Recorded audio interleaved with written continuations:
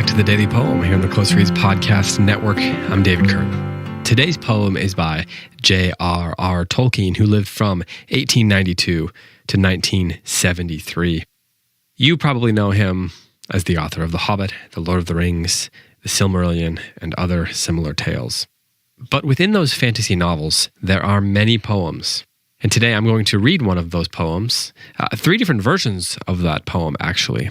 And then at the end of it, I'm going to talk about the next poetry contest that we're going to be having for our younger listeners. There are many poems in Tolkien's fiction, but the one that I'm going to read today is one of the most famous. You first hear it in The Hobbit, when Bilbo recites it, towards the end, I believe, as he's beginning his journey back to the Shire. This is how it goes. Roads go ever on, over rock and under tree, by caves where never sun has shone, by streams that never find the sea, over snow by winter sown, and through the merry flowers of June, over grass and over stone, and under mountains of the moon.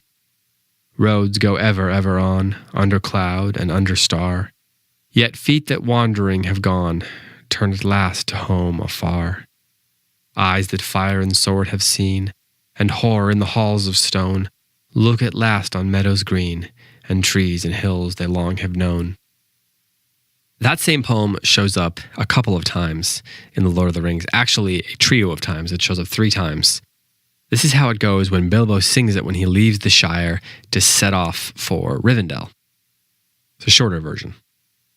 The road goes ever on and on, down from the door where it began. Now far ahead the road has gone, and I must follow, if I can, pursuing it with eager feet, until it joins some larger way where many paths and errands meet. And whither then, I cannot say. The second version of this poem shows up, according to TolkienGateway.net, it shows up elsewhere in the poem, spoken aloud by Frodo when they're pausing at Crick Hollow, except there's one line different. I won't read that version, but then the third version is spoken again by Bilbo in Rivendell after the hobbits have returned from their journey. And this is when Bilbo is, of course, quite old at this point, and he says this as he falls asleep. The road goes ever on and on, out from the door where it began. Now far ahead the road has gone. Let others follow it who can.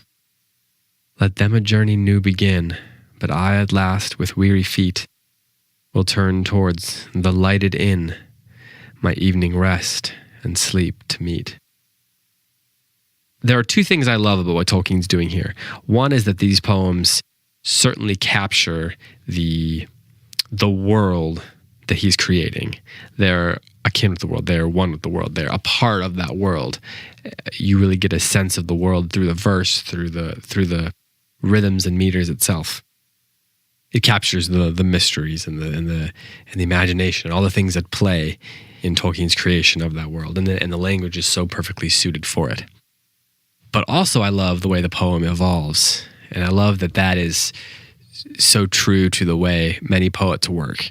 You write the poem the first time, and then you sit on it and you think about it, and when you're older, you've had more experiences, or the poem has had time to either marinate or just sort of be put away in a drawer. You come back to it and the poem is reworked. It's something different almost. And then later on, the same thing happens again. And it's almost like Bilbo as the poet is going through that process. He's refining, he's refining, he's refining.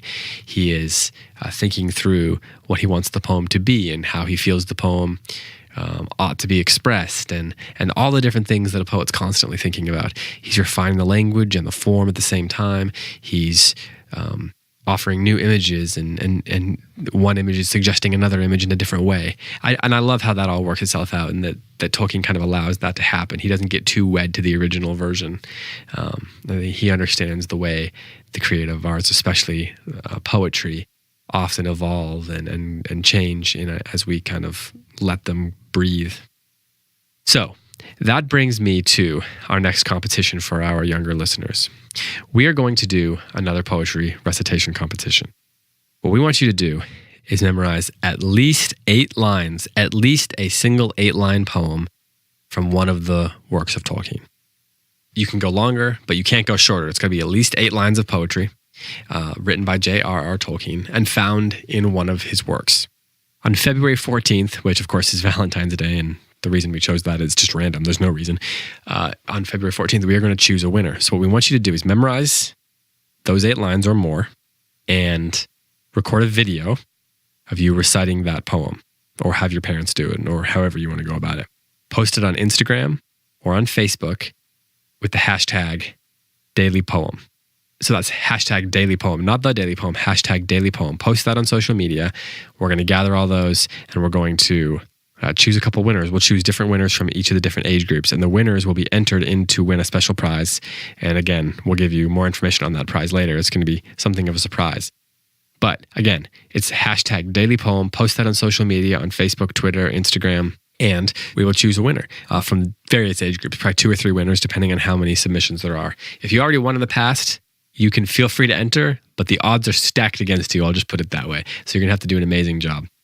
We will then share the winners on the episode sometime around the 14th, probably a few days after the 14th. And we'll announce the winners and we'll announce what the prizes are. So with that, happy memorizing. Hope you enjoyed doing that. And we look forward to hearing all the great recitations. They blew us away last time, and we are excited to hear them this time around. Thanks for listening. This has been the Daily Poem, and I'll be back tomorrow with another poem for you.